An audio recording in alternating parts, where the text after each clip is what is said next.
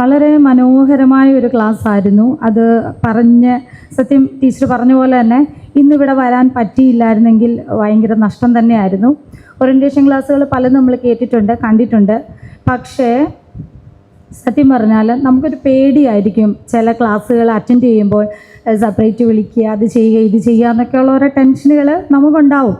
പക്ഷേ ഇവിടെ വളരെ വ്യത്യസ്തമായിട്ട് തന്നെ സാറിൻ്റെ ക്ലാസ് അറ്റൻഡ് ചെയ്യാൻ നമുക്കെല്ലാവർക്കും സാധിച്ചു. ഇതിനകത്ത് എനിക്ക് ഏറ്റവും സന്തോഷം തോന്നിയൊരു കാര്യം, സാറിൻ്റെ അറിവിലുള്ള കാര്യം പറഞ്ഞപ്പോൾ നമ്മളിൽ പലരും കരഞ്ഞു പോയില്ലേ?